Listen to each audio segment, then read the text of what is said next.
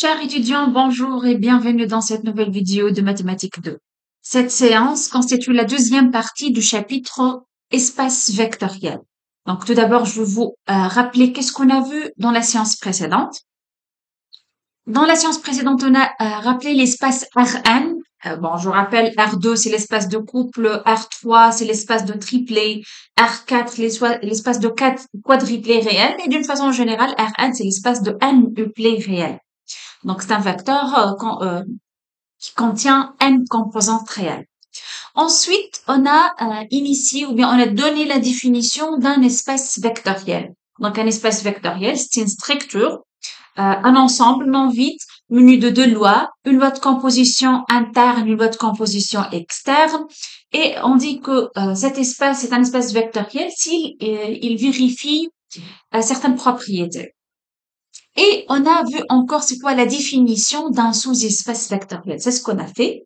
Donc, dans cette séance, on va continuer à s'entraîner à faire beaucoup d'exercices sur les sous-espaces vectoriels. Je dois donc, je refais, ou bien je redonne la définition d'un sous-espace vectoriel. Je donne les caractérisations d'un sous-espace vectoriel, les propriétés et plusieurs exemples comment on peut déterminer un sous-espace vectoriel. Et puis, je passe à donner la définition et les propriétés de la somme directe des sous-espaces vectoriels. Bien sûr, ça sera dans une séance à venir. On va parler des applications linéaires et ça sera notre troisième partie sur le chapitre espace vectoriel. Donc, c'est un chapitre très important et donc on va le faire sur minimum 3 chapitres. Voilà, pardon, 3 séances. On va le faire sur 3 séances. Donc voilà, ça c'est déjà vu dans la séance précédente. R2 c'est l'espace de couple, R3 c'est l'espace de triplet et d'une façon générale, on peut généraliser l'espace Rn c'est l'espace de n-uplets. Pour la représentation en n-uplets, on peut le représenter comme ça par une matrice colonne ou bien vecteur colonne ou encore par une matrice ligne, c'est-à-dire vecteur ligne. On peut faire la somme de deux vecteurs, on peut multiplier un vecteur par un scalaire et on parle toujours, et c'est très important là ce point, de vecteurs nuls. Dans un espace vectoriel, on peut faire la somme, multiplication par un scalaire et parler du vecteur nul et bien sûr l'opposé d'un vecteur U. L'opposé en particulier sur la multiplication de vecteur U par -1 c'est une constante, donc c'est un scalaire. Donc, on a vu toutes ces propriétés pour l'espace Rn. Et puis, on a donné la définition d'un espace vectoriel et on a commencé par les vecteurs, les espaces vectoriels usuels. Donc, on peut parler des vecteurs, les fonctions numériques, on peut le considérer, l'espace de toutes les fonctions, on peut le considérer comme un espace vectoriel parce que de même, on peut faire la somme de deux fonctions. Je multiplie une fonction par une constante. Je parle de l'inverse d'une constante. La fonction identiquement nulle, c'est l'application, c'est l'élément neutre sur l'espace de fonction. Et donc, je peux parler de quoi? L'espace de fonction, c'est un espace vectoriel menu de l'addition et la multiplication. Bon, ça, c'est pour l'espace de couple. On peut voir ça. On peut parler de R3. On peut voir ça géométriquement. R2, c'est le plan. R3, c'est l'espace. R, c'est une droite, ainsi de suite. L'espace de matrice, puisque je peux faire la somme de deux matrices. Bien sûr, la condition, il faut que les deux matrices aient la même taille. Donc, dans ce cas, je peux faire la somme de deux matrices. Je peux chercher l'opposé d'une matrice. Je peux multiplier une matrice par un scalaire. Et donc, je peux parler de l'élément neutre d'une matrice. C'est quoi l'élément neutre de l'espace de matrice? C'est la matrice identiquement nulle. Et donc, là, l'ensemble des matrices, menu de l'addition et la multiplication par un scalaire, ça sera certainement un espace vectoriel. Pour les suites numériques, je peux faire la somme UN plus VN. Si UN est une suite numérique, VN est une suite numérique, donc la somme, ça sera une suite numérique. Donc, je peux faire la somme des suites. Je peux chercher l'opposé d'une suite, moins EN. Je peux multiplier une suite par une constante. Et donc, là encore, l'ensemble de suites numériques, ça forme un espace vectoriel. Notre exemple d'espace vectoriel, l'espace des polynômes. Je peux faire la somme de deux polynômes, je peux chercher l'opposé d'un polynôme, multiplier un polynôme par une constante, et donc encore au menu de l'addition et la multiplication par un scalaire, l'espace de polynôme forme un espace vectoriel. Et donc, on va généraliser, au lieu de donner des résultats sur les polynômes et puis des résultats sur les fonctions, et puis on va répéter les mêmes résultats sur l'espace de couple. On va généraliser tout ça. On va parler d'un espace vectoriel. Lorsqu'on a un ensemble non vide, menu de l'addition, où je peux faire la somme de vecteurs, la multiplication par un scalaire, c'est-à-dire un réel lambda et un vecteur U, et la somme commutative et toutes ces propriétés. On a 8 propriétés. On a dit, le plus important, c'est avoir un élément neutre. N'oubliez pas, dans un espace vectoriel, il y a toujours un élément neutre qu'on note par 0, 0 indissociable. Donc, sur l'espace de fonction, l'élément neutre, c'est la fonction identiquement nulle. Sur l'espace de polynôme, l'élément neutre, c'est le polynôme nul. Sur l'espace de couple réel, l'élément neutre, c'est le couple 0, 0. Sur l'espace de triplet réel, l'élément neutre, c'est 0, 0, 0. C'est un triplet. Ainsi de suite. Donc, voilà la définition d'un espace vectoriel. Et puis, on a parlé encore des sous-espaces vectoriels et voilà la définition. Donc, peut-être la définition, il y a plein de symboles là, peut-être elle n'est pas si claire, mais avec des exemples, vous allez voir que c'est pas si difficile.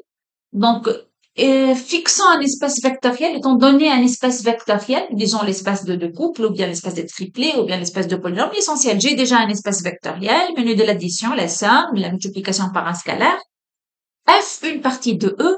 Maintenant, la question, quand je dis que f est un sous-espace vectoriel de E, bon, la définition qu'on a vue, lorsque f est un ensemble non vide et il est stable par combinaison linéaire. Voilà. On peut dire quoi par combinaison linéaire des vecteurs? Regardez là. Si je considère U un vecteur et dire que U est un vecteur, c'est-à-dire U appartient à l'espace vectoriel. Ici, E est un R espace vectoriel. Donc, si E est l'espace de polynôme, dire que E est un vecteur, c'est-à-dire U est un polynôme. Si E est l'espace de fonction, donc dire que E est un vecteur, c'est-à-dire E est une fonction. Donc, ici, le mot vecteur désigne un élément de l'espace vectoriel. Donc, si je considère U dans E, V dans E, U plus V est une combinaison. Combinaison de quoi? De U et V.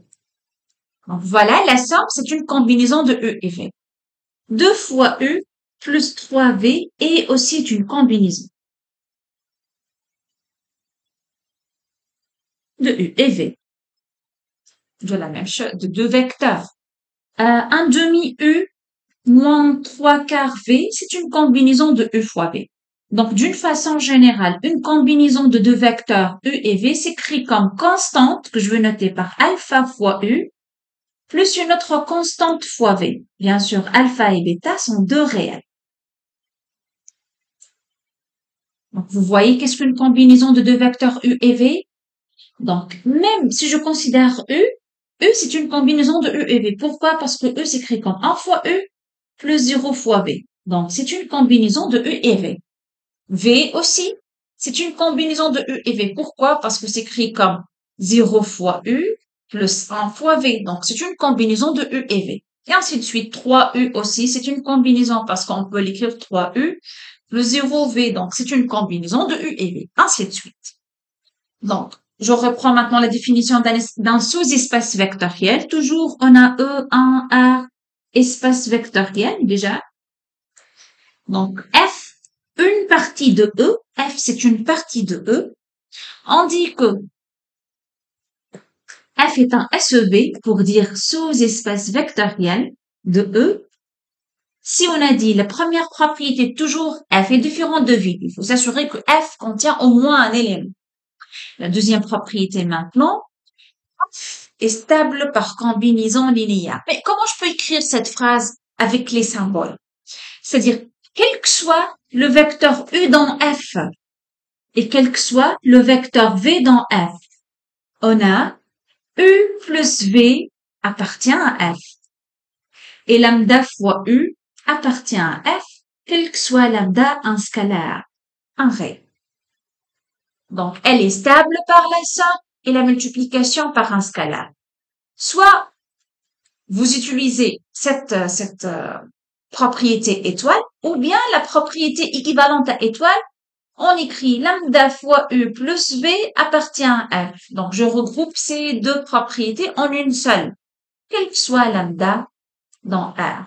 Donc, vous voyez, ou encore, je peux dire lambda U plus mu fois V appartient à F, quel que soit lambda, quel que soit mu dans R. Donc, toujours pour dire que le F là, cette partie, est stable par combinaison linéaire, c'est-à-dire quoi combinaison linéaire? La somme et la multiplication par un scalaire. Soit on vérifie la somme toute seule et puis la multiplication par un scalaire toute seule, soit je fais ça en une seule étape, comme ça, je considère lambda un réel et je vérifie que lambda fois U plus V, quel que soit le réel lambda, quel que soit le vecteur U dans F, quel que soit V dans F, cette combinaison reste dans. Donc voilà la définition d'un sous-espace vectoriel. Juste sur un exemple,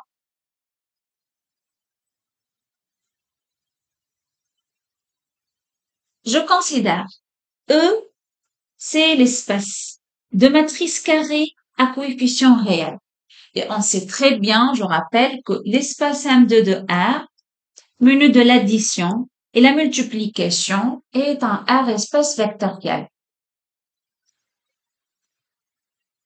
Donc, je travaille dans l'espace de matrice. Je considère F l'espace. Donc, je veux écrire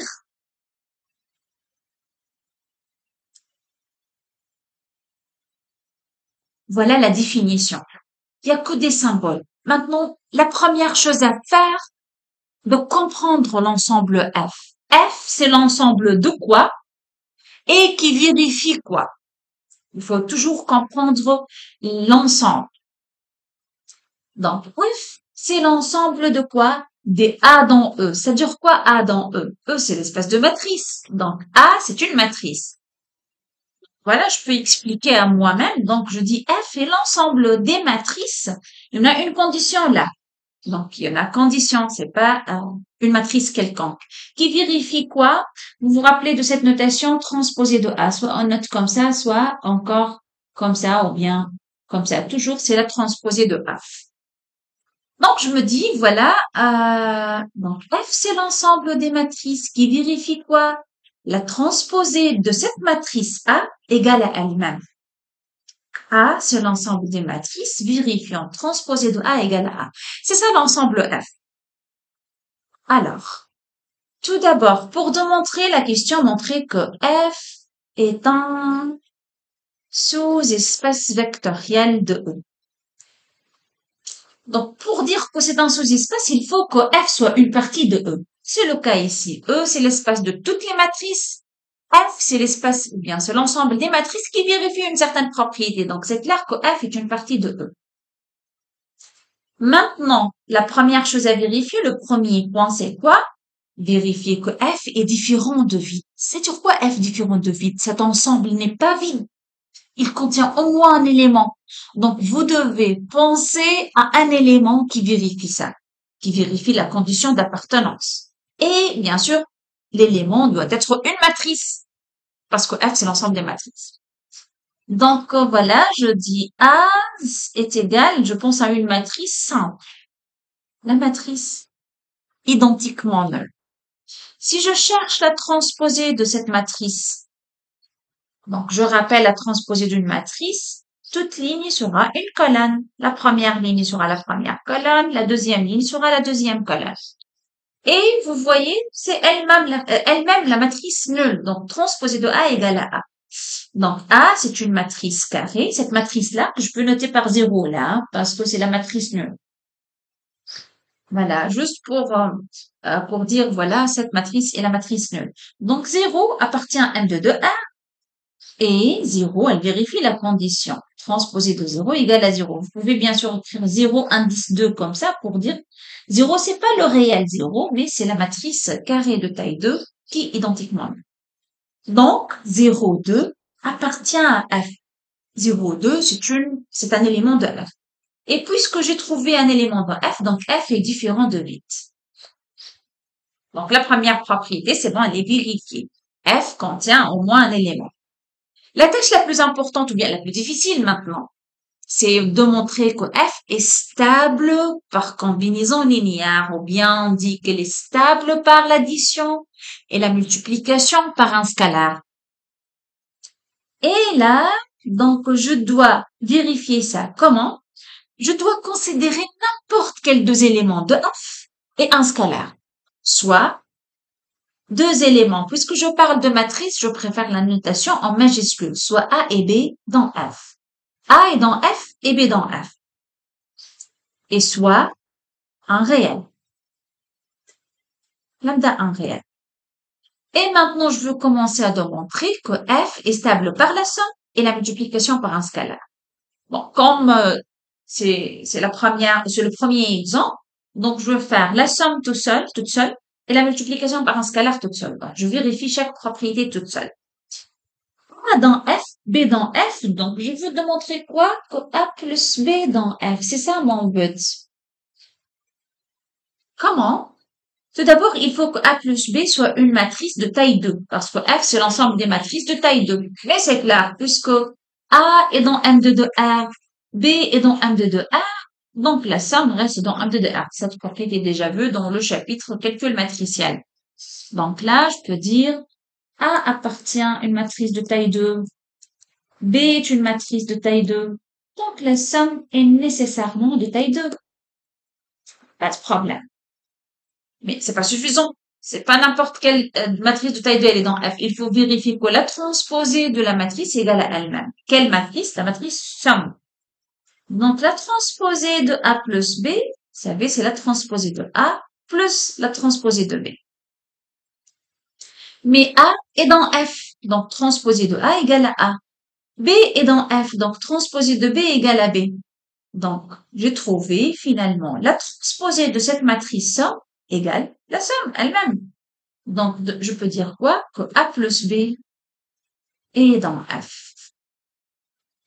Voilà. J'ai démontré que F est stable par la somme.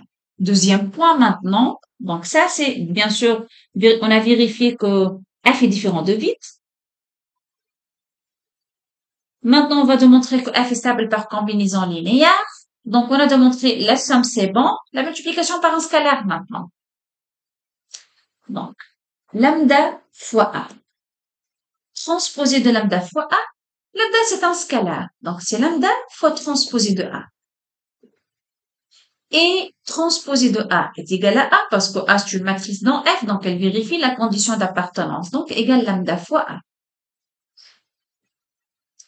Et c'est bon. Transposé de lambda fois A égale lambda fois A. Et donc, lambda fois A appartient à F. Finalement, qu'est-ce que j'ai démontré? Si je considérais A et B dans F, je démontrais que A plus B dans F et lambda fois A dans F. Donc, F est stable par combinaison linéaire. La conclusion, F est un sous-espace vectoriel de l'espace de matrice M2 de A. Passons à un deuxième exemple. Je travaille maintenant sur l'espace des fonctions de R vers R. Donc, je note comme ça grand F, R, c'est-à-dire l'espace de fonctions de R vers R. Donc, les vecteurs ici, lorsque je dis un vecteur, c'est-à-dire une fonction, parce que dans cet espace, c'est un ensemble qui contient à l'intérieur des fonctions. Et on a dit c'est un espace vectoriel parce que je peux faire la somme de deux fonctions et je peux multiplier une fonction par une constante, ça reste toujours une fonction. Et le plus important, il y en a toujours un élément neutre. Donc, si je fais f plus la fonction identiquement nulle, c'est toujours f. Donc, ces zéros-là désignent la fonction qui est identiquement nulle. Alors, je considère grand F l'ensemble de quoi? Il faut bien lire les choses. Puisque j'ai mis des accolades comme ça, donc c'est un ensemble qui contient à l'intérieur quoi? F de R vers R, c'est-à-dire les éléments, ce sont des fonctions. La fonction grand F, c'est l'ensemble des fonctions de R vers R et qui vérifie une condition. Quelle est la condition d'appartenance? F est une fonction par. Donc, comment je peux lire cet ensemble? C'est l'ensemble des fonctions qui sont paires. Maintenant, je fais quoi? Je prouve, montrer que F est un sous-espace vectoriel de E. Là, la question. 2 étapes. L'ensemble F est différent de vide. C'est ce qu'il faut démontrer. Et puis F, stable par la somme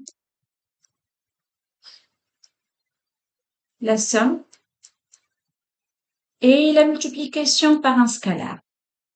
Multiplication par un scalaire.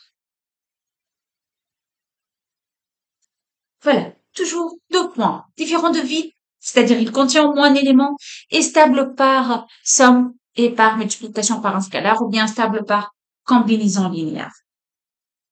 Donc, on va commencer tout d'abord par montrer que f est différent de vide.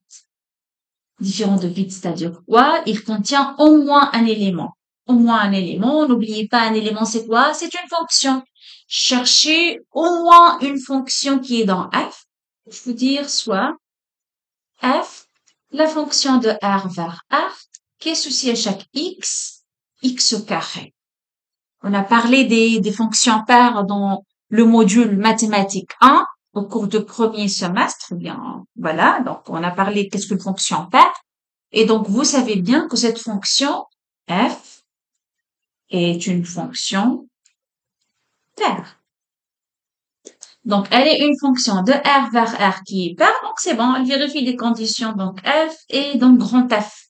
La fonction petit f est dans l'ensemble grand F. Et puisqu'on a trouvé un élément dans grand F, donc grand F est différent de V. Voilà, la première propriété, c'est bon. Je passe à la deuxième propriété. Je considère 2 éléments de grand F. Donc, je veux dire soit un premier élément et un autre dans F. Oui, puisque les éléments de f, dans notre cas, dans cet exemple, on travaille avec des fonctions. Donc, je vais utiliser les notations usuelles pour les fonctions. Donc, je vais noter h, par exemple, k, f, petit g. Donc, les notations utilisées pour désigner une fonction. Donc, je peux noter, par exemple, f et g. Hein. Ça marche encore. Donc, on a l'habitude de noter f et g, les fonctions. Donc, soit f et g de fonctions dans f, c'est-à-dire qui vérifie la condition d'appartenance à f, cette condition. Et soit lambda un réel, un scalaire. Qu'est-ce qu'il faut démontrer? Il faut démontrer que f plus g est dans f et que lambda fois f est dans f. Donc, montrons que f plus g est dans f et lambda fois f est dans f, c'est-à-dire stable par la somme et multiplication par un scalaire. Ou bien, d'un coup, on va essayer de montrer les 2 propriétés. C'est-à-dire quoi? Montrons que lambda fois f plus g, voilà, d'un coup, appartient à f. Bon, voilà, stable par somme et multiplication par un scalaire. Mais c'est une propriété connue. Pourquoi? Lambda est une constante. Est une constante. F est une fonction paire. F est paire. Donc, lambda fois f est une fonction paire. Pourquoi? Regardez, lambda fois f de moins x égale lambda fois f de moins x égale lambda fois f de x. Et ceci est vrai, quel que soit x dans R. Pourquoi? Parce que f est paire, tout simplement. Donc voilà, je dois montrer que finalement, lambda f au point moins x égale lambda f au point x. C'est-à-dire quoi? Que lambda f est paire. Même chose pour la somme. Maintenant, lambda f plus g au point moins x. C'est lambda f au point moins x plus g au point moins x. Alors, f de moins x égale f de x. Pourquoi? Parce que f est paire. G de moins x égale à g de x. Pourquoi? Parce que g est paire. Mais pourquoi g est paire? Parce que j'ai pris g dans l'ensemble grand F. Et l'ensemble grand F ne contient que les fonctions paires. Voilà. Et donc, je trouvais que ceci égale lambda f plus g au point x. Tiens, je trouvais que lambda f plus g au point moins x égale lambda f plus g x, quel que soit x dans R. Et ceci signifie quoi? Signifie que la fonction lambda f plus g est une fonction paire.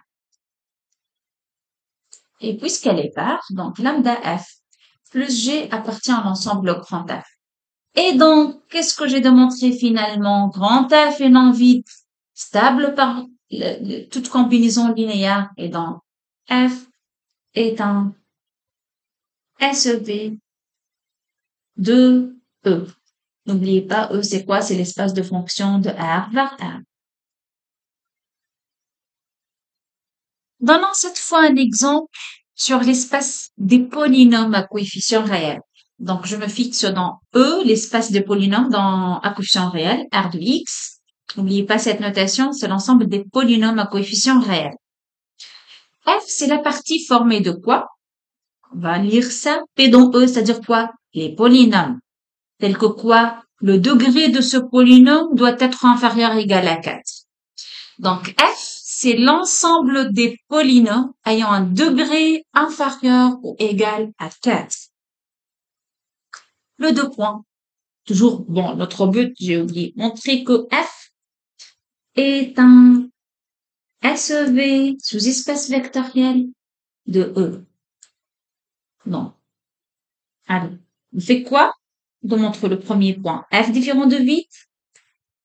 Le deuxième point. F est stable par la somme et la multiplication par un scalar. On commence par le premier point. F différent de 8. Pourquoi F différent de 8? Parce qu'on peut trouver facilement là, un polynôme qui a comme degré un degré inférieur ou égal à 4. Donc là, je dis par exemple, soit P de X égale X carré. Voilà, j'ai choisi un polynôme quelconque, voilà, ou bien X carré plus 1. C'est quoi le degré de ce polynôme? C'est 2. Parce que le monôme ayant plus haut degré, c'est X carré. Et 2 inférieur ou égal à 4. Donc voilà, j'ai trouvé un polynôme. Ce polynôme P-là, il est dans 1. Et donc, F différent de l'ensemble 8. Ça, c'était le premier point. Le deuxième, là, 4, pardon, inférieur ou égal à 4. L'essentiel, c'est, il vérifie la condition d'appartenance à l'ensemble grand F. Voilà, donc F est différent de 8. Deuxième point, je fixe deux éléments de F et un scalar. Soit un premier élément dans F, un deuxième élément dans F, et soit un réel. Je peux noter le réel alpha, bêta, lambda, n'importe quelle notation. Mais pour les notations des éléments de F, je préfère la notation P, Q, R, grand H. Pourquoi? Parce qu'ici, on travaille avec des polynômes. Donc, on va utiliser les notations qu'on a l'habitude de les utiliser pour désigner un polynôme. Donc, par exemple, P et Q. Donc, j'ai considéré P et Q dans F et un scalar dans R. N'oubliez pas le fait que P dans F, c'est-à-dire P vérifie cette condition, c'est-à-dire c'est un polynôme de degré inférieur ou égal à 4. Q dans F, c'est-à-dire aussi c'est un polynôme de degré inférieur ou égal à 4. Donc, comment je peux écrire P? P de X égale A0 plus A1X plus A2X carré plus A3X3 plus A4X4. Avec tous les AI sont là, les réels. Voilà un polynôme de degré inférieur ou égal à 4. Bien sûr, si le A4 est nul, donc il n'y a pas de A4, ce sera un polynôme de degré 3. Si le A3 est nul, donc on va avoir comme degré, c'est A2x carré, ainsi de suite. Donc les AI ici, elles peuvent être nulles ou bien non. Et de même, donc juste je veux réécrire le polynôme P de X, donc, est de degré inférieur ou égal à 4, donc certainement, voilà la forme de P. On ne peut pas avoir A5X5 parce que on est sûr que A5 est nul. Que de X maintenant, il a la même forme ce polynôme, donc B0 plus B1X plus B2X carré plus B3X3 plus B4X4. Et les BI sont tous des réels. Alors, comment se vaut de polynôme qui est la combinaison lambda p plus q? Allez, on va chercher ça. C'est lambda fois le polynôme p qui est a0 plus a1x plus a2x carré plus a3x3 plus a4x4 plus q qui est B0 plus B1, X plus B2, X carré plus B3, X3 plus B4, X4. Et comme on fait d'habitude, on regroupe les monomes ayant le même degré. Par exemple, si je développe, je vais trouver lambda A0 plus B0. Les constantes. Plus lambda fois A1 X, donc lambda fois A1 plus B1. Le tout fois X.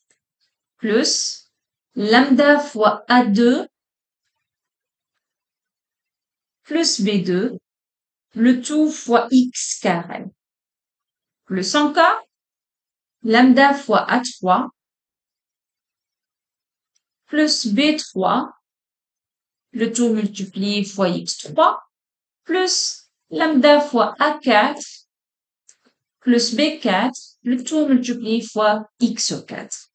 Et finalement, ça c'est une constante, je peux noter par C0, non? Ça c'est une autre constante, C1, C2, ainsi de suite. Qu'est-ce que vous remarquez? Lambda P plus Q, finalement, c'est une constante C0, plus une autre constante fois X, plus une autre fois X carré, jusqu'à une constante fois X4. Donc, on est sûr que le degré de ce polynôme, lambda P plus Q, inférieur ou égal à 4. Donc, ce polynôme, lambda P plus Q, vérifie la condition d'appartenance à l'espace ou bien l'ensemble grand A. La conclusion, F est un sous-espace vectoriel de E. Parce qu'il est non vide, stable par somme et multiplication par un scalaire. Si maintenant on travaille sur l'espace des couples réels, R2. Donc F, c'est l'ensemble de quoi? Des couples réels. Qui vérifie quoi? La première composante égale 2 fois la deuxième composante. Donc ici, regardez juste une remarque. On peut utiliser, au lieu de noter XY, je peux noter X1, X2, qui vérifie quoi? X1 égale 2 fois X2. Juste pour dire que F, c'est l'ensemble des couples tels que la première composante égale 2 fois la deuxième. N'importe, je peux noter AB. L'essentiel, ici dans la condition, j'écris A égale 2 fois B. Donc, ce sont des notations juste là. On a bien compris l'ensemble. F, c'est l'ensemble de couples réels. Il vérifie quoi? La première composante égale 2 fois la deuxième composante. La question est elle-même toujours, montrer que F est un SEV sous-espace vectoriel de R2. Quels sont les deux points? Toujours montrer alors que F différent de vide et F stable par multiplication par un scalaire et addition. Bien, on dit que F est stable par combinaison linéaire. Commençons par le premier point. F différent de vide. C'est-à-dire quoi? C'est-à-dire F contient au moins un élément. Il y a au moins un élément. Elle a pensé à un élément là. Il doit être un couple réel. Il doit vérifier quoi? X égale 2Y. La première composante égale 2 fois la deuxième. Vous avez trouvé un vecteur qui vérifie ça? Que pensez-vous de ce vecteur? 2, 1. La première composante égale 2. C'est 2 fois 1. Oui. Donc, il est dans F. Voilà, j'ai trouvé un couple qui est dans F. Donc, F différent de vide. C'est bon. Deuxième point, je considère soit deux éléments dans F, soit un premier élément et un deuxième élément dans F. Regardez, déjà, un élément dans F, c'est un couple. Donc, dire qu'un élément est dans F, donc il est écrit sous la forme X, Y. Un deuxième élément, je dois changer la notation. X', Y'. Vous voyez? Donc, juste pour dire, j'ai considéré deux couples. Chaque couple, il est dans F. Donc, j'ai noté le premier couple XY, le deuxième couple X', Y'. Donc, soit XY dans F, ça, c'est le premier vecteur. C'est un seul élément. Et X', Y' dans F. Donc, je peux noter ça, c'est U. Et ça, c'est V. Soit deux vecteurs dans F et soit lambda un réel. Maintenant, je veux démontrer quoi? Stable par la somme et multiplication par un scalaire. Donc, je fais U plus V. Je commence par la somme. Donc, c'est XY plus X', Y' est égal X plus X', virgule, Y plus Y'. Donc, j'ai trouvé un autre couple dont la première composante, c'est X plus X'. La deuxième composante, c'est Y plus Y'. Maintenant, je vérifie quoi? Que ce nouveau couple appartient à F. Et quelle est la condition pour que ce nouveau couple soit dans F? Il faut que la première composante égale 2 fois la deuxième composante. Je vérifie ça. La première composante, c'est X plus X' égale, puisque XY est dans F, donc certainement la première composante X égale 2 fois Y, donc je remplace le X par 2 fois Y. Puisque le couple X', Y' est dans F, donc X' égale 2 fois Y'. Et donc, je peux mettre deux vecteurs, X, Y plus Y', pardon. Donc, là, Y plus Y'.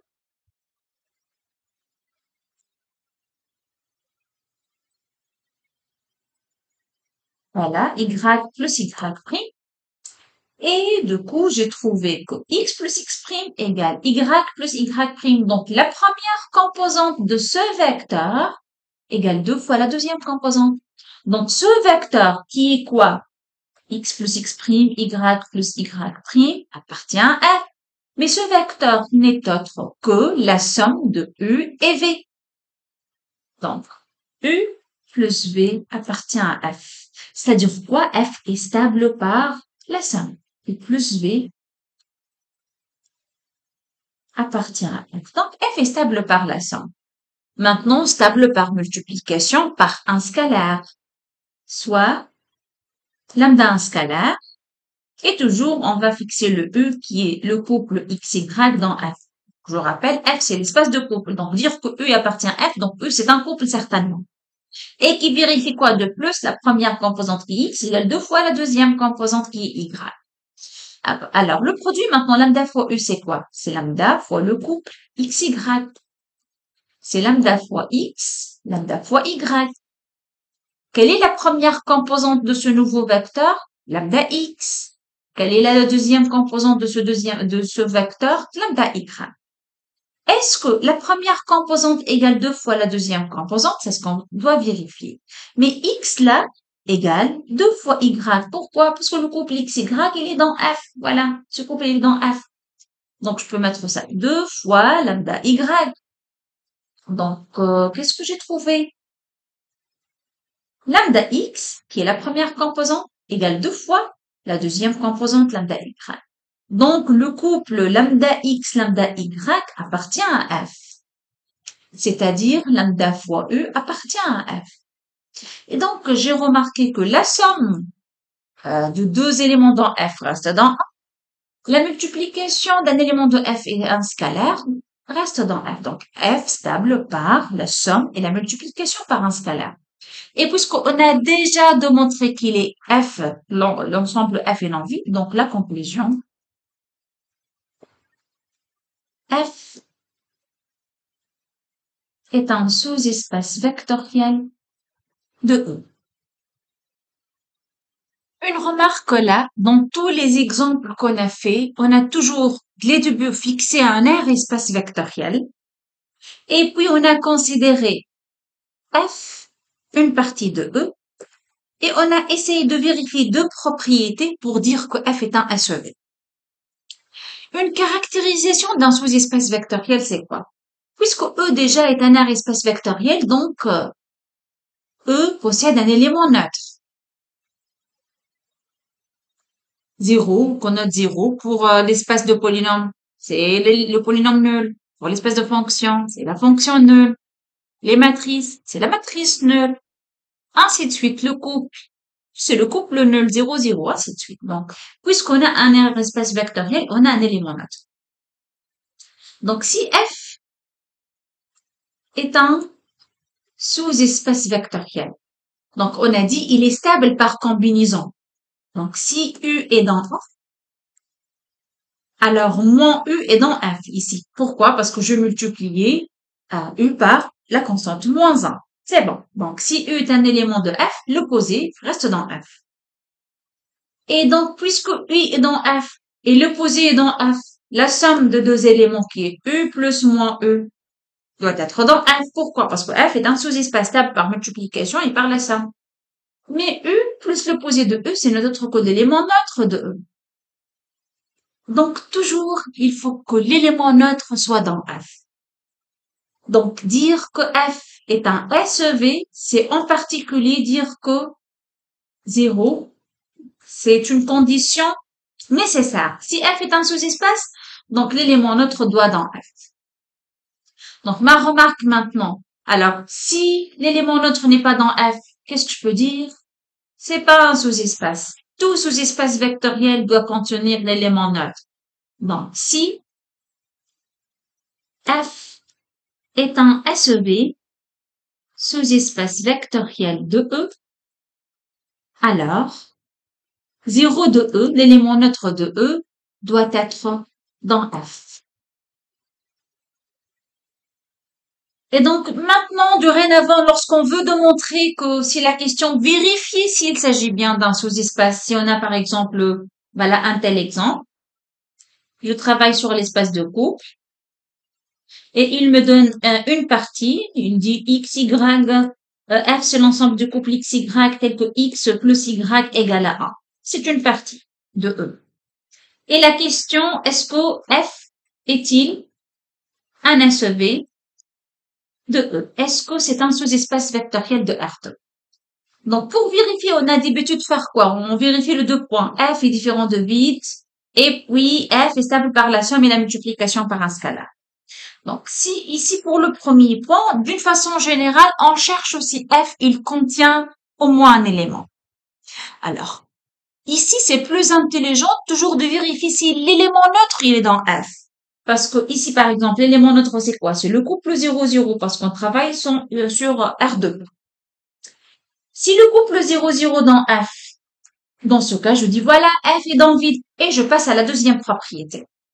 Et si 0, 0 n'est pas dans f, donc, je peux conclure directement. Ce n'est pas un sous-espace, parce que tous ces espaces doivent contenir l'élément neutre. J'espère que c'est clair. Donc, on va commencer là. Puisque la question, est-ce que c'est un sous-espace? Donc, la première chose à faire, vérifier que l'élément neutre appartient à F. Est-ce que le couple 0, 0 vérifie la condition d'appartenance? C'est quoi la première composante? C'est 0. La deuxième composante, c'est encore 0. Donc, la condition d'appartenance, elle dit qu'il faut que la somme de deux composantes soit égale à 1. Mais elle est différente de 1, car 0 plus 0, c'est différent de 1, c'est clair. Et donc, puisque l'élément neutre 0 de R2 n'appartient pas à F, directement, je peux conclure F n'est pas un SEV de R2.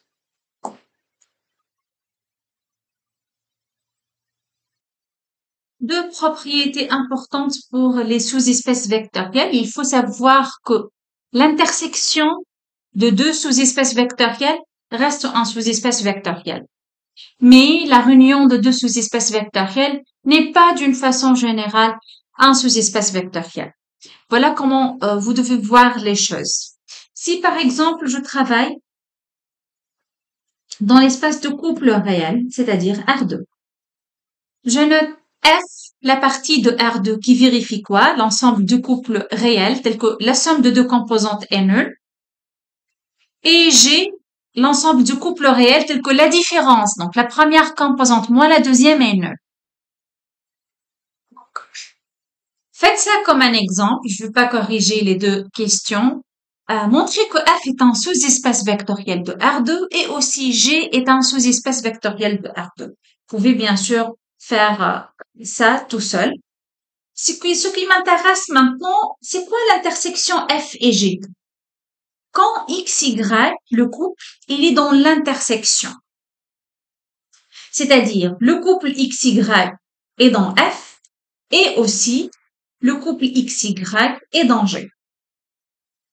Et donc, dire que XY appartient à F et aussi XY appartient à G, ça revient à dire que X plus Y égale 0 et aussi X moins Y égale 0. Et là, donc, je peux dire alors, si le couple XY est dans 0, il faut que X égale à Y et que X égale à moins Y. Mais ceci implique que X égale moins Y égale aussi à Y. Et donc, Y égale moins Y, donc Y est nul. Et par suite, X aussi est nul. Donc, je peux trouver F inter G égale à quoi? Un couple dont l'intersection, c'est nécessairement le couple quoi? 0, 0. Donc, l'intersection F inter G ne contient qu'un seul élément qui est l'élément neutre, finalement. Je peux écrire ça comme ça, l'élément neutre de R2. Donc, F inter G, c'est l'élément neutre de R2. Et remarquez bien que cet ensemble, bien qu'il ne contient qu'un seul élément, c'est un sous-espace vectoriel. Est un sous-espace vectoriel. Pourquoi c'est un sous-espace vectoriel? Parce que regardez, déjà, il contient un élément qui est l'élément neutre, donc F inter G est différente de vide. Aussi, si je considère un élément dans F inter G qui est 0, certainement, parce qu'il n'y a qu'un seul élément, et un autre élément qui doit être encore 0, donc si je considère U dans F inter G et V dans F inter G, alors U plus V, puisque U est dans l'intersection et V dans l'intersection, donc l'intersection ne contient que 0 dans ce cas, donc U certainement c'est 0, et G aussi c'est 0, et 0 plus 0 égale à 0. Et 0, il est dans F. Je sais que la démonstration pourra être un peu comme ça bizarre, mais voilà, c'est comme ça qu'on fait. Donc on a dit, on va considérer deux éléments de F inter G, et on va démontrer que la somme reste dans F inter G. Mais F inter G ne contient que 0. Donc tout élément est nul. Et donc la somme de 0, ça donne 0. N'oubliez pas, 0 ici signifie quoi? Le couple 0, 0. Vous savez, 0, 0 plus 0, 0, ça fait 0, 0. Et donc, on a démontré que la somme reste dans F. Aussi, si je multiplie lambda fois E, c'est lambda fois le couple 0, 0. C'est égal. Lambda fois 0, c'est 0. Lambda fois 0, c'est 0. Ça reste 0, 0. Et il est dans F. Donc, oui, F est stable. C'est pas F, plutôt, c'est pardon, F inter G. F inter G, là. Et donc, F inter G, qui est le 0, ne contient qu'au 0, est un sous-espace vectoriel de R2. Donc, vous voyez, on a considéré l'intersection de deux sous-espaces, on a trouvé encore un sous-espace. Regardez maintenant, si je considère, je travaille dans R3, et je considère F, l'ensemble de triplés cette fois X, Y, Z dans R2, tel que X égale Y plus Z. Et G, c'est l'espace de triplé réel tel que Z égale 0. La troisième composante est nulle. Alors là, toujours on peut montrer que F est un sous-espace vectoriel et aussi que G est aussi un sous-espace vectoriel.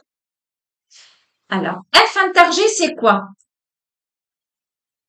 Dire que X, Y, Z, un triplé dans F inter G, ça implique que X, Y, Z, il est dans F et aussi il est dans G. Mais dire que X, Y, Z dans F, c'est-à-dire le triplé vérifie cette équation X égale Y plus Z. Et dire que X, Y, Z est dans G, donc signifie que Z est nul. Donc finalement, on a trouvé quoi? Que X égale Y plus Z et Z est nul. Donc certainement X égale à Y et Z égale 0. Donc voilà, donc je peux dire maintenant enfin targé, c'est l'espace de triplé x, y, z dans R3 qui vérifie quoi? X égale y et z égale z. Et on peut démontrer que f intergé, cet ensemble, est un sous-espace vectoriel de R3.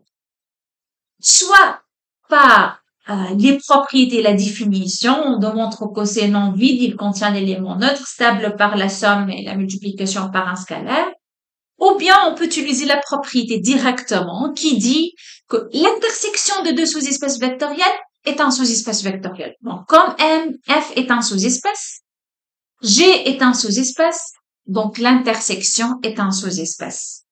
Donc, on peut dire directement, F inter G est un sous-espace.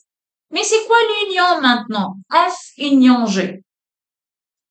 Donc, dire maintenant que X, Y, Z est dans l'union, c'est-à-dire X, Y, Z, il est dans, ou bien X, Y, Z dans G. Donc, il suffit que le triplé vérifie l'une de deux conditions, pas les deux conditions en même temps. Donc, c'est-à-dire, il faut que le couple vérifie quoi? Ou bien X égale Y plus Z, ou bien Z égale à 0. Donc, comment je peux écrire F union G? C'est l'ensemble des triplés qui vérifient X égale Y plus Z ou bien Z égale 0. Vous voyez la différence entre l'intersection et la réunion de deux ensembles. Donc, ça, c'est la réunion. Voyons la réunion. Donc, il faut que le triplé vérifie les deux conditions. Il faut que le triplé soit dans F et aussi dans G. Mais pour l'union, il suffit que le triplé soit dans l'un ou bien dans l'autre pour dire que ce triplé est dans l'union de F et G.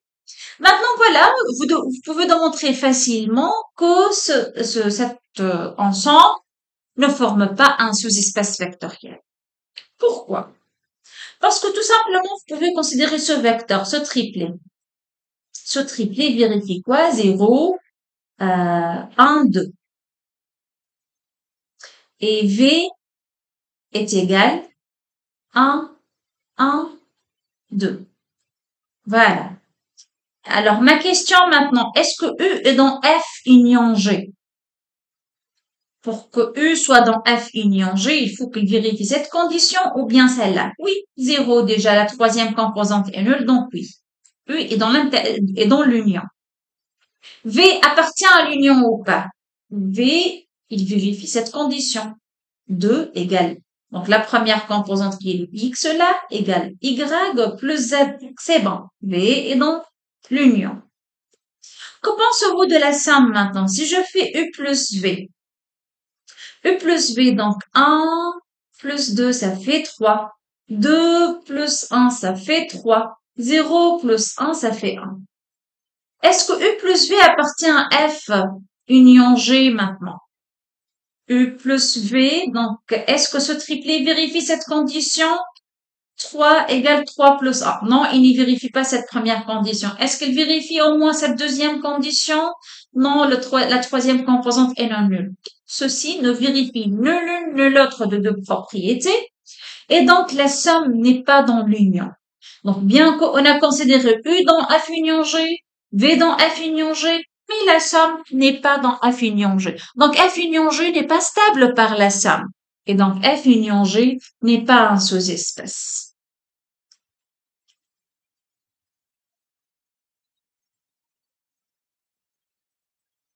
Donc, d'une façon générale, ce qu'il faut retenir, si F est un SEV d'un espace vectoriel E, bien sûr, et si G est aussi un sous-espace vectoriel de E, alors l'intersection est un sous-espace, on est sûr. Mais l'union, non. D'une façon générale, n'est pas un sous-espace vectoriel, sauf dans un seul cas, lequel, par exemple, F inclut dans G. Dans ce cas, l'union, ça sera quoi? Donc, si tu considères un F, il est inclus dans G. L'union, c'est égal à G, qui est un sous-espace. Donc, si l'un de deux ensembles est inclus dans l'autre, bon, c'est un sous-espace. Mais dans le cas général, l'union n'est pas un sous-espace vectoriel. Donc, gardez toujours ça dans la tête.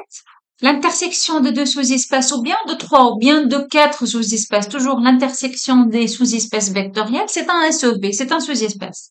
Mais pour l'union, non, la réunion de deux sous-espaces, d'une façon générale, c'est pas un sous-espace, sauf dans un seul cas, l'un est inclus dans l'autre. Donc, pour les ensembles maintenant, on a parlé de l'intersection, de l'union, et maintenant on va parler de la somme de deux sous-espaces vectoriels. Bon, dans un premier temps, on peut dire comment on peut parler de l'intersection de deux ensembles, l'union de deux ensembles, mais la somme de deux ensembles, mais c'est quoi? Alors, la définition de la somme de deux ensembles, si je considère F un sous-espace vectoriel, G un sous-espace vectoriel, la somme F plus G, c'est l'ensemble formé par les vecteurs qui s'écrivent sous la forme A plus B, avec A dans F et B dans G. Voilà, je peux expliquer bien sûr ça sur la feuille. Donc ici, si je considère F égale sur l'espace R2 toujours parce que c'est beaucoup plus simple, l'espace de couple, tel que X égale à Y par exemple. Et G, l'ensemble de couples réels tel que X égale moins Y. Alors, si on veut parler de l'intersection F inter G, on a parlé de ça, il ne contient que le couple 0, 0. Parce que déjà, on a dit pour que X, Y appartient à l'intersection, il faut que X égale Y et aussi X égale à moins Y. Mais dire que Y égale moins Y, ça implique que Y égale à 0 et donc X aussi. Donc, un seul couple dans l'intersection dans F et aussi dans G qui est le couple 0, 0. Si on veut parler de la union maintenant, F union G, c'est quoi? On a dit c'est l'ensemble de couples XY, F union G, c'est-à-dire X, Y appartient à F, ou bien cette fois, XY appartient à G, soit dans F ou bien dans l'autre. C'est-à-dire, XY vérifie cette condition, ou bien cette deuxième condition. Donc, soit X égale Y, soit X égale moins Y. Donc, X égale Y, ou bien X égale moins Y. Ça, c'est pour l'union. Donc, je peux écrire ça autrement, c'est l'ensemble de couples dans R2, tel que X égale Y, ou bien X égale moins Y. Pour la somme maintenant, c'est quoi F plus G? C'est le couple XY dans R2, tel que quoi, qui vérifie quoi? Ce XY s'écrit comme la somme de deux éléments, A plus B, plus A virgule B, pardon, plus C virgule D. Par exemple, la somme de deux vecteurs avec le premier vecteur est dans F et le deuxième vecteur est dans G. C'est un peu compliqué? Je vous donne un exemple. Voilà deux ensembles F et G. F, c'est l'ensemble, on a dit, de couples réels qui vérifient X égale Y. G, c'est l'ensemble de couples réels tel que X égale moins Y. Donc, on va répondre par vrai ou faux. Donc, pour chaque proposition, on va dire elle est correcte ou pas. 1, 1, le couple 1, 1 appartient à F. C'est correct ou pas? 1, 1, c'est un couple réel qui vérifie, oui, cette condition. La première composante égale la deuxième, donc celle-là est correcte. La deuxième proposition, le couple 1-1 appartient à G. Vrai ou faux? Le couple 1-1 appartient à G. G, c'est-à-dire il faut que la première composante égale moins la deuxième. Donc, il faut que la première composante est l'opposé de la deuxième. C'est pas le cas ici. Donc, ça, c'est faux. La troisième proposition, est-ce que 1-1 appartient à l'intersection? Bon, pour que ce couple soit dans l'intersection, c'est-à-dire il faut qu'il soit dans F et aussi il doit être dans G. Mais c'est pas le cas, on a dit c'est pas dans G. Donc ça, c'est faux. Le couple 1-1 est-il dans l'union F union G?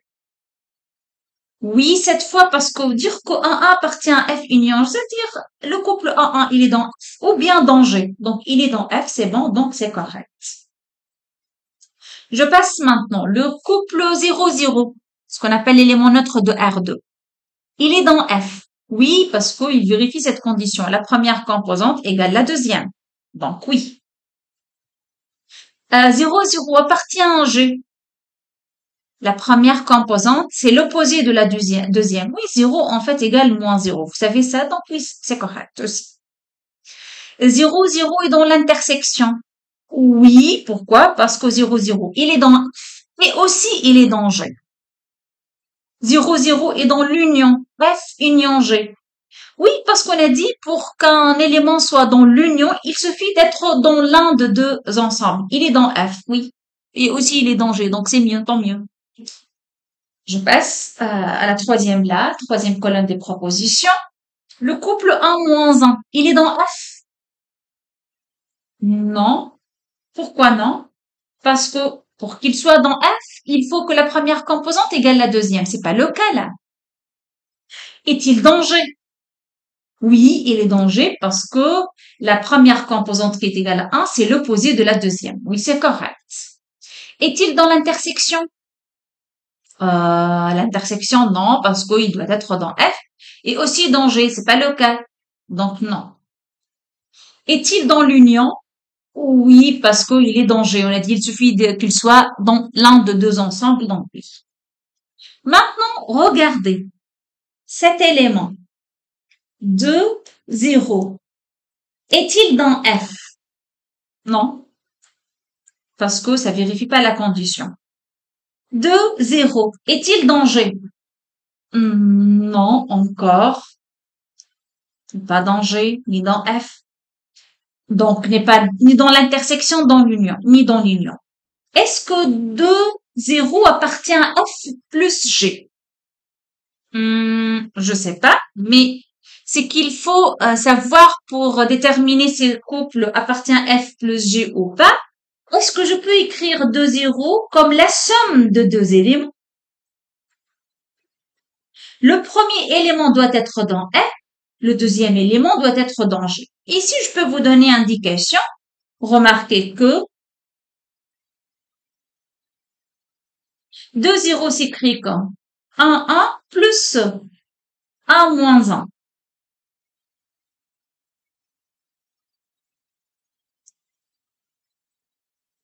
Voilà, on peut remarquer ça. Allez, après cette indication, est-ce que vous pouvez déduire que le couple 2 0 appartient à la somme F plus G ou pas? Oui, parce qu'on a déjà dit que ça c'est dans F et ceci est dans G. Donc, le couple 2 0 s'écrit comme la somme de deux éléments, l'un dans F, l'autre dans G. Donc, 2 0 appartient à F plus G. Donc, vous voyez, F plus G, c'est un ensemble qui contient des éléments. Quelles conditions d'appartenance? Il faut que les éléments s'écrivent comme la somme de deux éléments, l'un dans F, l'autre dans G. Voilà des autres exemples. Toujours, on travaille dans R2. Et F, c'est l'ensemble du couple qui vérifie X égale à Y, c'est-à-dire la première composante et la deuxième sont égales. V, c'est l'ensemble du couple qui vérifie X égale moins Y, c'est-à-dire cette composante est l'opposé de la deuxième. Donc, que pensez-vous du couple de 3? Donc, je donne ici l'indication. Remarquez que 2, 3 s'écrit comme la somme de ces deux couples. Vous pouvez vérifier si vous voulez. 5 demi plus moins 1 demi, ça fait 4 demi. Et 5 demi plus 1 demi, ça fait 6 demi. 4 demi, ça fait 2. 6 demi, ça fait 3. Et donc, je trouvais 2, 3. Donc, la somme de ce vecteur plus celui-là donne 2, 3, le couple de 3. Mais remarquez que ce vecteur, il est dans F, parce que les deux composantes sont égales. Et ce vecteur, il est dans G, parce que les deux composantes sont l'un l'opposé de l'autre. Donc, qu'est-ce que je peux dire? 2, 3 s'écrit comme la somme de deux vecteurs. Je peux noter ça sur vecteur, par exemple, U. Ça, c'est le vecteur V, U plus V. Avec U appartient à F et V appartient à G. Donc, 2, 3 s'écrit comme la somme de deux vecteurs. L'un dans F, l'autre dans G. Donc, le couple de 3, on dit, il appartient à F plus G. Donc, F plus G, déjà, c'est un ensemble. 2, 3 appartient à F plus G puisqu'il s'écrit sous cette forme-là. De même ici, le couple moins 1, 0. On peut remarquer que moins 1, 0 s'écrit comme la somme de ces deux vecteurs. Moins 1 demi, plus moins 1 demi, 1 demi. Vérifions ça ensemble. Moins 1 demi plus moins 1 demi, ça fait moins 2 sur 2, qui est moins 1. Et moins 1 demi plus 1 demi, ça fait 0. Donc, c'est le couple moins 1, 0. Donc, le calcul est bon. Donc, le couple moins 1, 0, je peux l'écrire sous la forme. La somme de deux vecteurs, l'un, il est moins 1 demi, et l'autre, c'est moins 1 demi, 1 demi. Et on peut remarquer que ce vecteur-là, il est dans F, puisque les deux composantes sont égales. Et ce deuxième vecteur, il est dans G, puisque les deux composantes, l'un est l'opposé de l'autre. Donc, aussi, moins 1, 0 appartient à F plus G. Voilà un troisième exemple. Le couple 4 moins 6, je peux remarquer qu'il s'écrit comme la somme de ces deux vecteurs. Regardez, 5 moins 1, ça fait le 4, et moins 5 plus moins 1, ça fait le moins 6. Et donc, on a vérifié que 4 moins 6 s'écrit comme la somme de ces deux couples. Et ceci, maintenant, il est où? Il est dans F. Celui-là, dans G, très bien. Et donc, 4 moins 6, il s'écrit comme la somme de deux vecteurs, l'un dans F, l'autre dans G, donc appartient F plus G. Donc, d'une façon générale, F plus G, je peux dire, c'est l'ensemble des vecteurs. Par exemple, je choisis juste une notation pour un vecteur. W dans l'espace E, tel que W s'écrit comme la somme de deux vecteurs U plus V avec U appartient à F et V appartient à G. La somme de deux sous-espaces, c'est l'ensemble des vecteurs qui s'écrivent comme la somme de deux vecteurs, l'un dans F et l'autre dans G.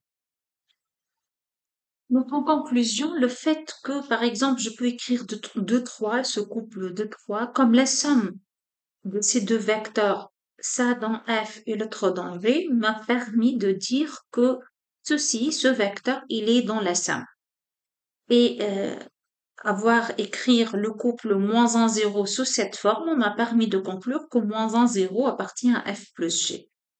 Même chose pour ce troisième vecteur. Et le fait d'écrire 4 moins 6 s'écrit comme la somme de ces deux vecteurs, donc m'a permis de dire que 4 moins 6 appartient à F plus G. Mais peut-être maintenant, vous pouvez la question, et si on n'a pas pu arriver à cette écriture, ou bien si dans la question, il n'a pas donné cette écriture.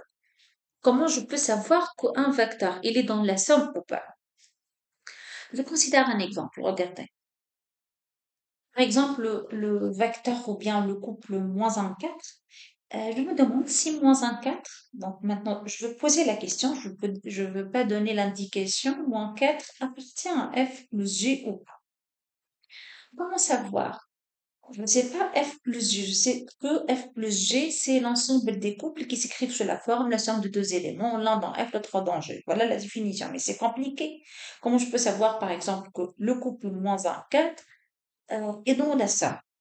Alors, je dis, voilà comment je raisonne par analyse. Donc, si moins 1, 4 appartient à F plus G, ça implique que moins 1, 4 doit s'écrire comme la somme de des éléments, l'un dans F et l'autre dans G. Et pour que ce premier soit dans F, il faut que la première composante égale la deuxième. Donc, je vais noter par exemple AA ou bien XX. L'essentiel, il faut choisir un vecteur dans F, c'est-à-dire la première composante égale la deuxième. J'écris ça sous la forme, par exemple, AA. Voilà. Maintenant, pour le deuxième vecteur, il faut qu'il soit dans G, donc il faut que cette composante et celle-là soient l'un l'opposé de l'autre, donc l'une l'opposé de l'autre. Donc je peux écrire ça par exemple B et moins B. Je sais que B est l'opposé de moins B. Et puis je continue toujours, je fais de quoi? De l'analyse. Je commence. Si moins un 4 dans la somme, alors moins un 4 s'écrit comme la somme de deux couples, l'un dans F et l'autre dans G. Et donc, si je fais la somme ici, je vais trouver A plus B, virgule, A moins B. On fait la somme tout simplement. A plus B et A moins B. Donc, finalement, il faut que quoi? A plus B égale à moins 1. Il faut que A plus B égale à moins 1. Il faut que la deuxième A moins B égale à 4. A moins B égale à 4. Et maintenant, qu'est-ce qu'on va faire? On va chercher s'il existe A et B qui vérifient ça, de réel qui vérifient ça. Si on a pu trouver A et B qui vérifient ça, donc, oh, c'est clair que moins un 4, c'est dans les sommes de F et G. Si il est impossible de trouver un tel A et B, alors moins un 4 ne peut pas être dans F et G. Donc ça, c'est un système d'équations linéaires, deux inconnues à deux équations. Vous pouvez le résoudre comme vous voulez, soit en utilisant nos connaissances dans la résolution de systèmes d'équations linéaires, ou bien c'est un système simple là.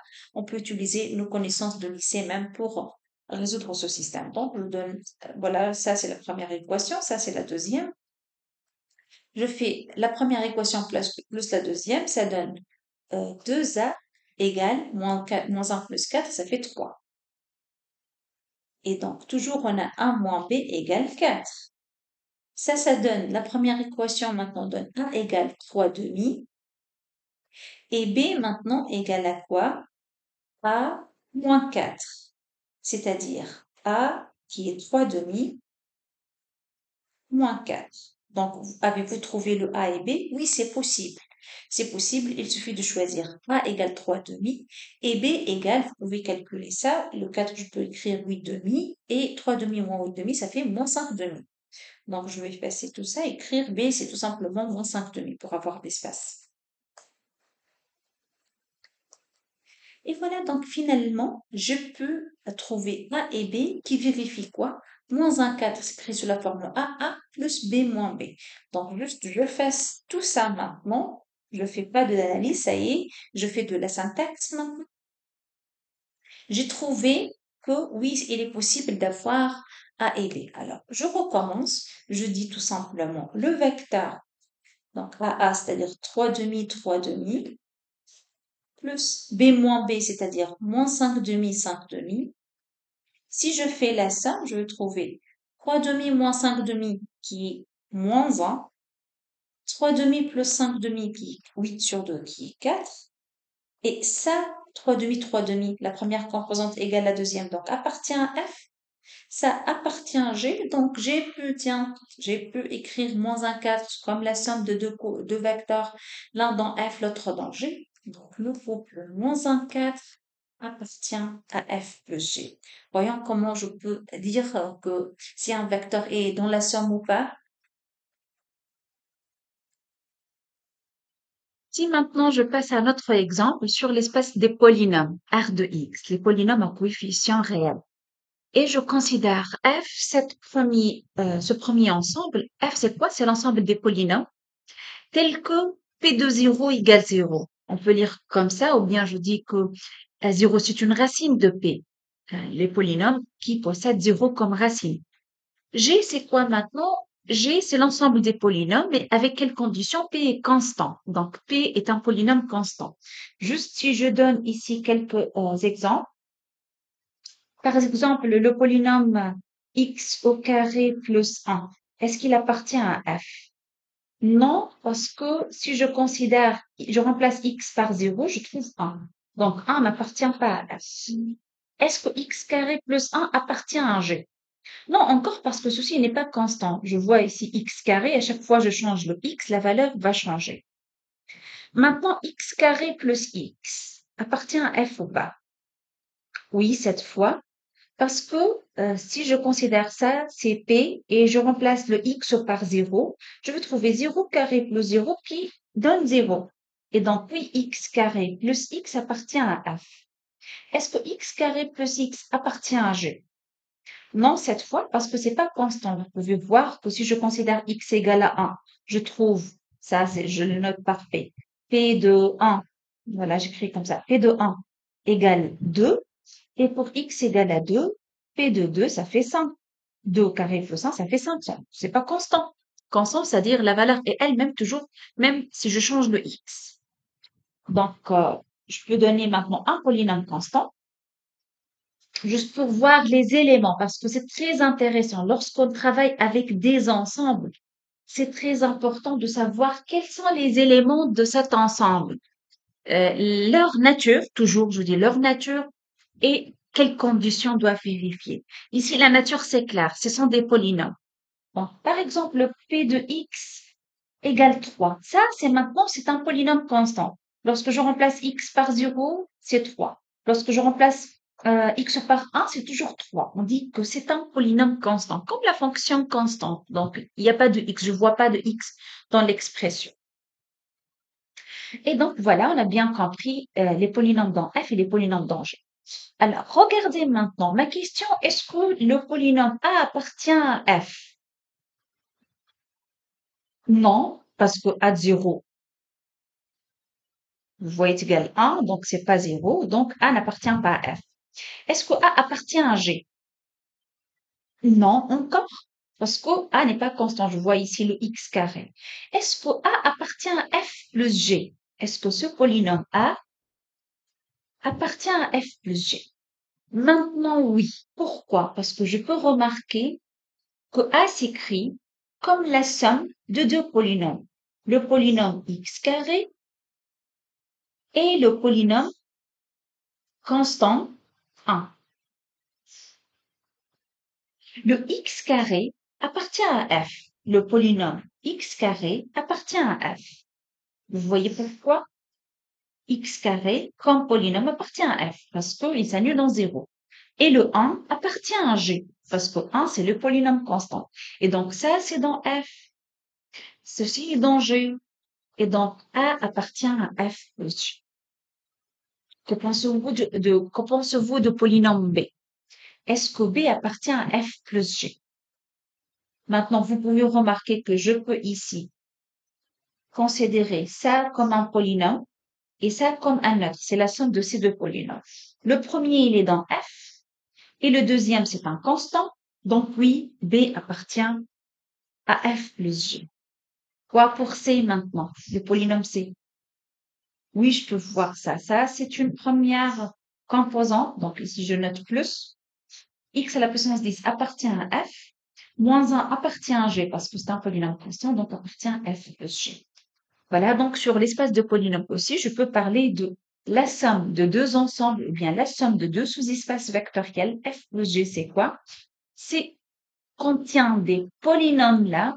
F plus G, ce sont des polynômes dans R de X, tels que quoi?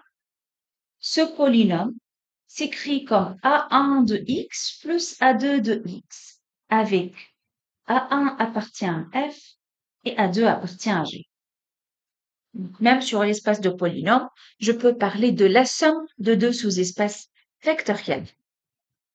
Toujours pour expliquer la somme de deux sous-espaces vectoriels, je considère cette fois l'espace des matrices carrées de taille 2 à coefficient réel et F l'ensemble des matrices. Ici, F, je vais lire cet ensemble. A dans E, c'est-à-dire A, c'est une matrice qui vérifie une condition.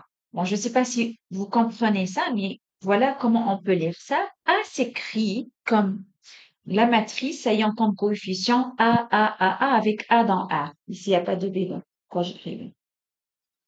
Mais juste comment on peut lire ça, c'est-à-dire la forme générale des matrices qui sont dans F sont, par exemple, sur la forme 1, 1, 1, 1, ou bien 2, 2, 2, 2.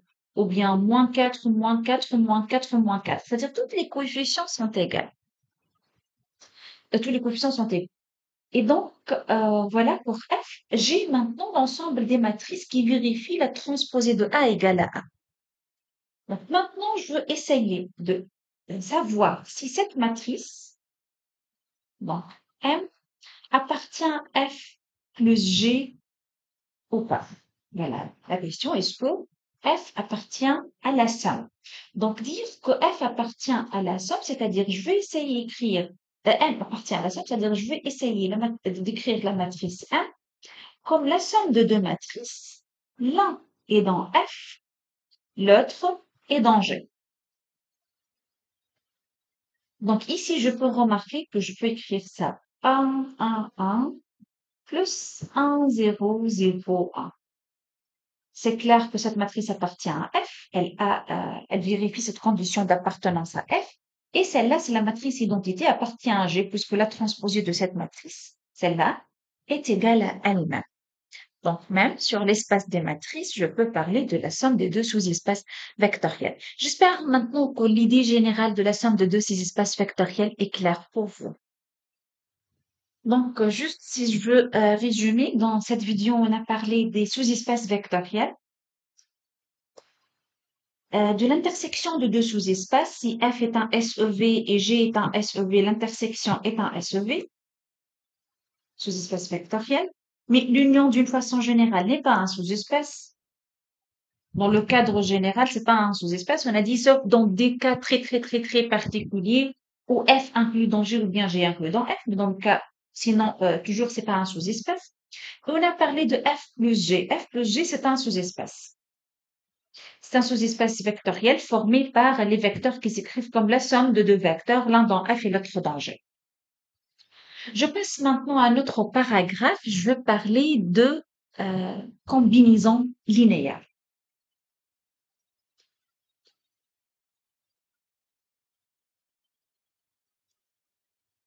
Certainement, vous m'avez entendu parler parfois des combinaisons linéaires de deux vecteurs ou bien de trois vecteurs, mais voilà, j'en reprends la définition.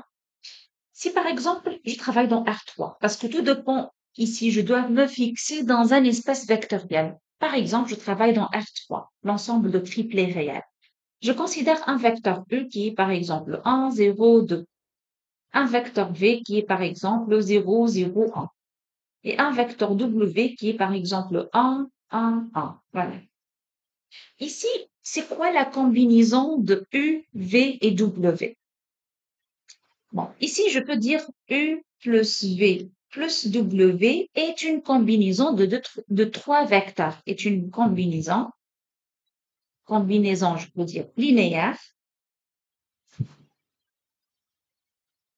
des vecteurs U, V et W. C'est une combinaison de trois vecteurs U, V, W.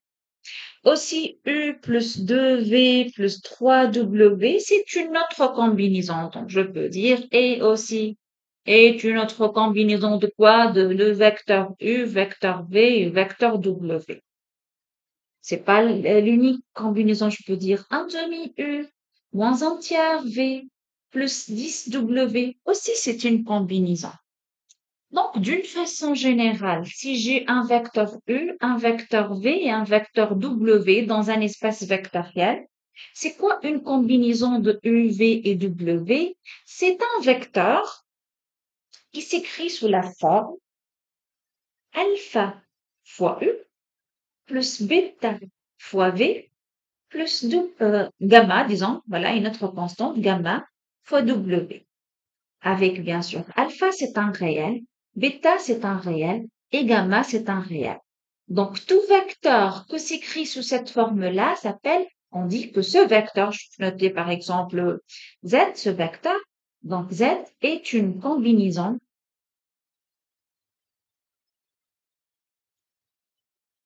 de quoi? Des vecteurs U, V et W. Même sur l'espace de polynôme, si je veux travailler dans R de X. Donc, un vecteur là dans R de X, donc c'est un polynôme. Je vais utiliser la notation de polynôme, donc je vais utiliser les lettres en majuscule. U, par exemple, égale x carré. V est égal x plus 1. Et W égale x carré moins 1. Par exemple.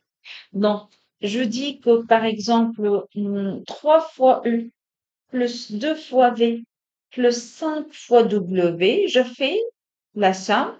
Je vais trouver un autre polynôme. Ce polynôme, je dis, est une combinaison linéaire de les trois vecteurs, ou bien les trois polynômes U, V, W. Je peux changer la constante. Ici, au lieu de 3, je considère par exemple un demi. Un demi. Au lieu de 2, je peux avoir un par exemple. Un demi U plus V plus 6W, c'est une autre combinaison. Je peux moins U moins 3V plus 2W, c'est une autre combinaison. Donc, à chaque fois je change les constantes là, je trouve une combinaison. Donc, une combinaison de trois vecteurs UV et W, c'est un autre vecteur qui s'écrit sous la forme une constante fois U plus une autre fois V plus une autre constante fois W. Ça, c'est une combinaison de U, V et W. Lorsque je m'intéresse à l'ensemble de toutes les combinaisons, parce que vous voyez, à chaque fois je change la constante alpha, la constante bêta, la constante gamma, je trouve un polynôme. Donc, lorsque je change les constantes, je trouve une autre combinaison.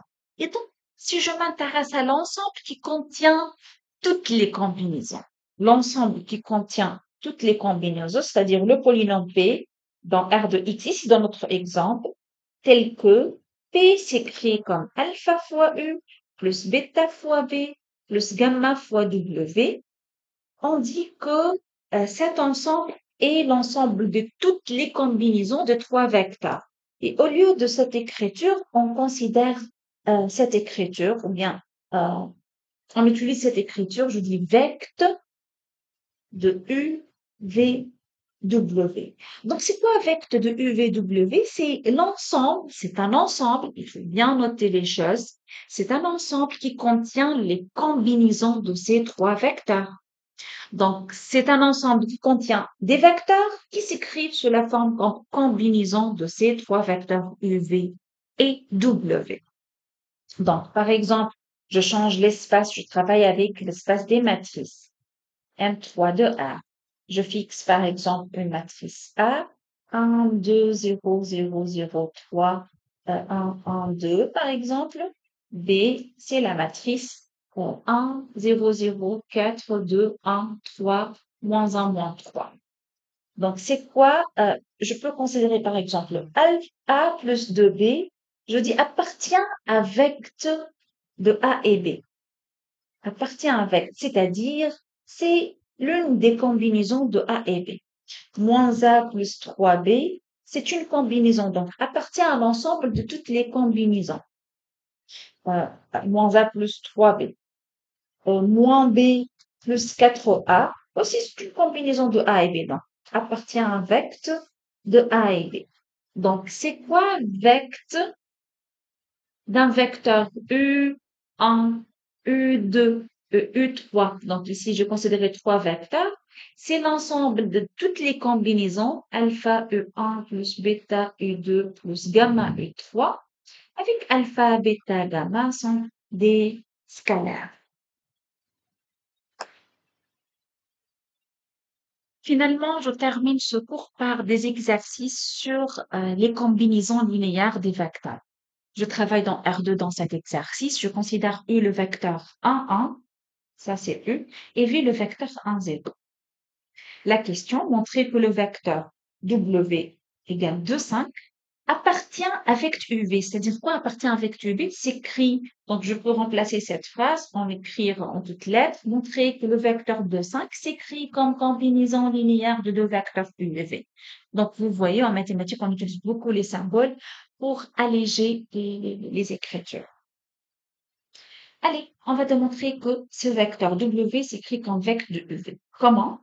Donc, tout simplement, je fais l'analyse. Cherchons deux constantes alpha, bêta réelles, telles que le W s'écrit comme constante fois U plus une autre constante fois B. Allez, on va faire ça ensemble. C'est-à-dire quoi? C'est-à-dire, je remplace le W par sa valeur, donc 200, s'écrit comme alpha fois U, c'est-à-dire alpha fois le vecteur 1, 1, plus bêta pour le vecteur 1, 0. Donc 200 s'écrit comme alpha fois 1, alpha, alpha fois 1, alpha, plus bêta fois 1, bêta, bêta fois 0, 0. Et je fais la somme. Donc, ceci toujours, c'est une implication, ça implique. 200 s'écrit comme la somme, maintenant je fais la somme alpha plus bêta comme première composante et alpha plus 0. Donc, finalement, j'ai trouvé que le alpha plus bêta doit être égal à 2 et le alpha égal à 5. Donc, ceci implique que alpha plus bêta égale 2 et le alpha égale à 5. Alors, c'est un système d'équations linéaires, mais c'est pas compliqué. Donc, je peux résoudre, je peux voir alpha égale 5 là, et par la suite, on peut voir bêta égale moins 3. Je fais la synthèse maintenant, j'ai trouvé alpha et bêta, donc je reviens à cette phase et je remplace alpha bêta par leur valeur. Donc, je peux dire W, qui est le vecteur 200, je peux l'écrire sous quelle forme? Alpha, c'est-à-dire 5 fois le vecteur U, mais U, c'est le vecteur 1, 1, plus bêta, mais bêta égale moins 3, fois le vecteur V, qui est 1, 0. Vous pouvez bien sûr vérifier le calcul. 5 fois 1, 5, moins 3, ça fait le 2. 5 fois 1, 5, moins 0, ça fait le 5. Donc, c'est bon, le calcul est. Ça, c'est U. Et ça, c'est V. Donc, voilà, je peux trouver W, c'est écrit comme constante fois U, plus une autre constante fois V, donc W. La conclusion, W appartient à un vecteur de U et V. Allez, on change un peu. Maintenant, je vais travailler sur R3, l'ensemble de triplés réels, et j'ai considéré U, V et W, là, trois vecteurs. Je note soit A, par exemple, le vecteur, un triplet toujours, et le vecteur 2, 2, 1, par exemple. La question montrait que A appartient à vecteur U, V, W. C'est-à-dire quoi? Qu'est-ce qu'il faut démontrer? Démontrer que le vecteur A, ce vecteur, s'écrit comme combinaison linéaire de ces trois vecteurs U, V, W. Comment? Analyser synthèse toujours. Donc, cherchons alpha, bêta et gamma, fois réels, qui vérifie quoi? A s'écrit comme constante alpha fois U, plus une constante bêta fois V, plus une constante gamma fois W. Le vecteur A, je le remplace par son expression, c'est 2, 2, 1. Même chose pour le vecteur U, donc alpha fois le vecteur 1, 1, 1, plus bêta fois le vecteur 1, 1, 0, plus gamma fois le vecteur 1, 0, 0. Je dois calculer ça. Alpha fois 1, donc c'est alpha, alpha, alpha, plus bêta fois 1, bêta fois 1, bêta fois 0, ça donne bêta, bêta 0, plus gamma fois 1, gamma fois 0, gamma fois 0, ça donne gamma 0, 0. Je fais la somme. Ceci toujours c'est le vecteur A, 2, 2, 1. Donc, je fais la somme alpha plus bêta plus gamma. Alpha plus bêta plus gamma, virgule. Alpha plus bêta plus 0, donc alpha plus bêta tout simplement, virgule. Alpha plus 0, ça fait alpha. Donc, ce triplet doit être égal 2, 2, 1. Donc là, je peux voir que la première composante doit être égale à 2. Alpha plus bêta égale 2. Et alpha égale 1. Donc, c'est un système finalement. On a dit, il faut que alpha plus bêta plus gamma égale 2. Alpha plus bêta égale 2. Et la troisième composante, alpha égale 1. C'est encore système d'équation linéaire. trois inconnus, trois équations, trois inconnus, mais c'est simple parce qu'on a déjà la valeur de alpha. Alpha égale à 1. Donc, à partir de cette équation, je peux trouver la valeur de bêta. Bêta égale 2 moins alpha, c'est-à-dire encore 1. Et gamma égale 2 alpha, moins bêta, c'est-à-dire 2 moins 1, moins 1. Donc, c'est 0. Et donc, finalement, j'ai trouvé alpha, bêta et gamma. Regardez, on a parlé dans le chapitre système d'équations linéaires, on a dit pour un système d'équations linéaires, il peut avoir une solution ou encore il peut avoir des systèmes qui ne possèdent pas de solution. Donc, on a pu trouver, par exemple, dans des autres systèmes, euh, euh, il n'y a pas de alpha, bêta, gamma, voilà. Donc, dans ce cas, si on ne peut pas trouver un tel alpha, bêta, gamma, on dit donc le vecteur n'est pas ne s'inscrit pas comme combinaison linéaire. Mais dans notre cas, on a trouvé une constante alpha égale 1, une constante bêta égale à 1, une constante gamma égale à 0. Donc, je reprends le calcul. Donc, A égale alpha fois U plus bêta fois V plus 0 fois W. Je peux écrire comme ça. Donc, U, c'est quoi? C'est le vecteur 1, 1, 1, plus V qui est le vecteur 1, 1, 0, plus 0 fois W, c'est pas la peine de l'écrire. Donc voilà, on peut vérifier le calcul, ça fait exactement 2, 2, 1. Et donc le vecteur A s'écrit comme combinaison de vecteurs U, V et même W, parce que 0 fois W, finalement, c'est une constante fois W. Donc je peux conclure A appartient à un vecteur de U, V et W.